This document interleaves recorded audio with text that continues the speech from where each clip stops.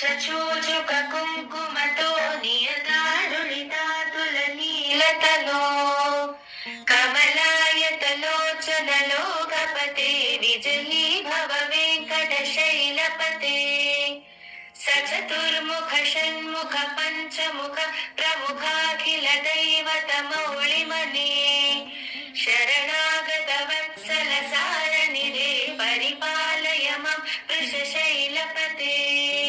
Hello అండి, ఎలా ఉన్నారండి? నేనైతే బాగున్నాను, మీరు కూడా బాగున్నారని బాగుండాలని కోరుకుంటున్నాను.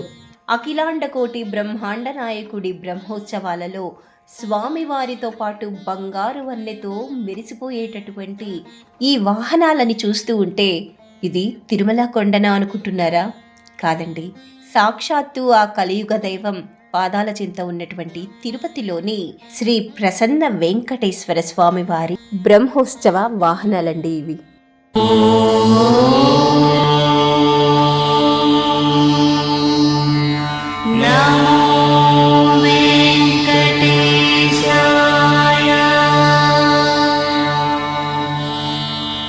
Tirupati Annamayya circle MRO office ప్రాంగణంలో శ్రీ లక్ష్మీ పద్మావతి సమేత శ్రీ ప్రసన్న వెంకటేశ్వర స్వామి వారి ఆలయం ఉందండి. ఇక్కడ బ్రహ్మోత్సవాలు అత్యద్భుతంగా తిరుమలలో ఎలా చేస్తారో ఆ విధంగా చేస్తూ ఉంటారు. చూడడానికి ఆలయం చిన్నగా ఉన్నప్పటికీ ఇక్కడ జరిగేటటువంటి కార్యక్రమాలు మాత్రం తిరుమల తిరుపతి దేవస్థానాన్ని తలపిస్తూ ఉంటుంది. ఆలయ ముఖమండపానికి ముందు భాగంలో గణపతి మండపం ఉంటుంది.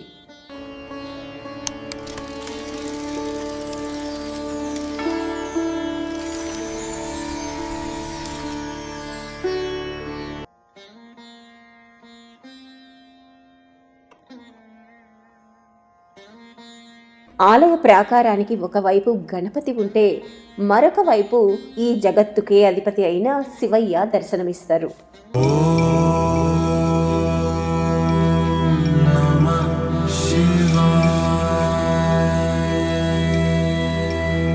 అదే ప్రాకారంలో శివయ్య ముందు సుదర్శన చక్రాన్ని కూడా దర్శనం చేసుకోవచ్చు. ఈ దర్శనం శివకేశవులకు ఇద్దరికీ భేదం లేదు అనడానికి నిదర్శనం. శివాయ విష్ణు రూపాయ శివ రూపాయ విష్ణవే శివస్య హృదయం విష్ణుం విష్ణుశ్చ హృదయం శివః.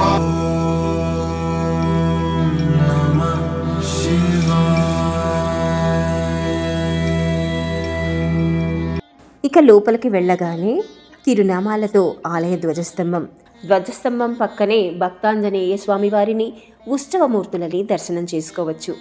ఉత్సవమూర్తుల మండపానికి పైభాగంలో దేవేరులతో కూడిన పద్మనాభ స్వామి వారి శిలాకృతి ఆకట్టుకుంటుంది.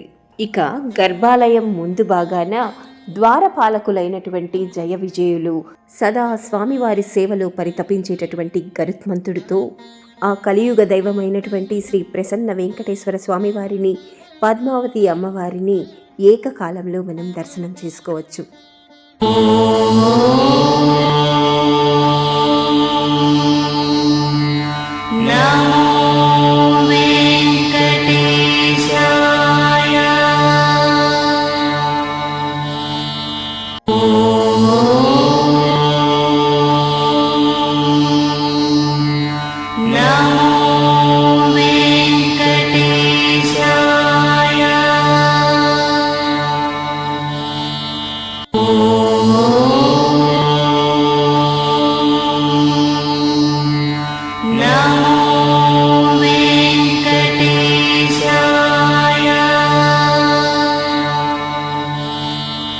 గర్భాలయం ముందు భాగంలోనే తిరుమల తిరుపతి దేవస్థానంలో ఏ విధంగా అయితే హుండీ ఏర్పాటు చేసి ఉంటారో అదే విధమైనటువంటి హుండీ కూడా ఏర్పాటు చేస్తున్నారండి. ఇంకా ఆలయ గోడలపైన ఈ విధమైనటువంటి దశావతారాలతో కూడుకున్నటువంటి ఈ కళాకృతులైతే మనల్ని మంత్రముగ్ధుల్ని చేస్తాయండి.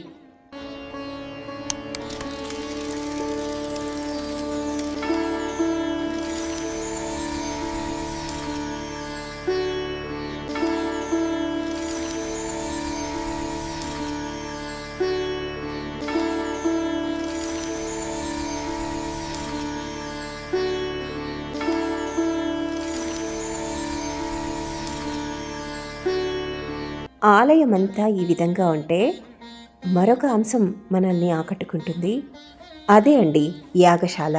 స్వామివారి బ్రహ్మోత్సవాల టైంలోనూ స్వామివారికి ఏదైనా ప్రత్యేకమైనటువంటి పూజలు నిర్వహించేటప్పుడు ఇక్కడే ఈ కుటీరంలోనే హోమాది కార్యక్రమాలని నిర్వహిస్తూ ఉంటారు. ఈ కట్టడం అయితే నాకు బాగా నచ్చిందండి. ప్రశాంతంగా చల్లదనంతో కూడుకుని ఎటువంటి కాంక్రీటు యూజ్ చేయకుండా తాటిపాకలతోనూ ఆవు పేడ మట్టితో నిర్మించినటువంటి ఈ యజ్ఞవాటికలు ఇవన్నీ చూస్తూ ఉంటే త్రేతాయుగం రామాయణ కాలానికి వెళ్ళినట్లు అనిపించిందండి నాకైతే. ఆ యాగశాలలోకి తొంగి చూసినప్పుడు అలాగే అనిపించిందండి. ఇంకా బయటకు రాగానే మనమైతే ఇంకా ఈ కాంక్రీట్ జంగిల్లో ఉన్నామని రియలైజ్ అయితే అయ్యాను. టెంపుల్ చిన్నదే అండి, కానీ అక్కడ ఉన్నటువంటి ఆ వాతావరణము, ఆ కుటీరం ముఖ్యంగా, ఇంకా దివ్యమంగళ స్వరూపాలైనటువంటి స్వామి అమ్మవార్ల ఆ దర్శనము చాలా బాగుందండి. ఒక్కసారి అయితే టెంపుల్కి వెళ్ళి దర్శనం చేసుకోండి తిరుపతికి వచ్చినప్పుడు. మనకు ఈ టెంపుల్ కూడా అన్నమయ్య సర్కిల్కి నియర్ బైయే ఉంటుందండి. ఈజీగా ఫైండ్ అవుట్ చేసుకోవచ్చు. అన్నమయ్య సర్కిల్ నుంచి కాస్త ముందుకు వెళ్ళామంటే అక్కడ ఒక బైక్ షోరూమ్ ఉంటుంది. అక్కడ ఎవరినైనా అడిగితే కూడా ప్రసన్న వెంకటేశ్వర స్వామి దేవాలయం అన్నా చెప్తారు, లేదు ఎంఆర్ఓ ఆఫీస్ అన్నా చెప్తారు. ఎంఆర్ఓ ఆఫీస్ ప్రాంగణంలోనే ఈ టెంపుల్ ఉంటుంది కాబట్టి ఈజీగా మనం రీచ్ అవ్వచ్చు. ఈ ఆలయంలో నిత్య పూజలే కాదండి, తిరుమల తరహా సేవలు జరుగుతూ ఉంటుంది.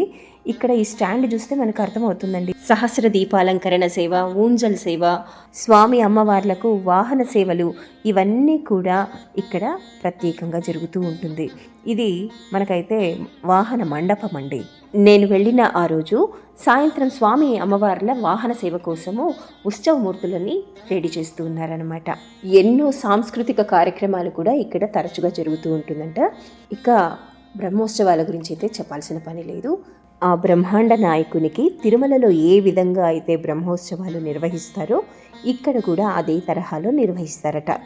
ఇలాంటి సేవలన్నీ కూడా చూసి తరించడానికి తిరుమలలో, తిరుపతిలో ఉన్నవాళ్ళు పెట్టి పుట్టారనే చెప్పారు.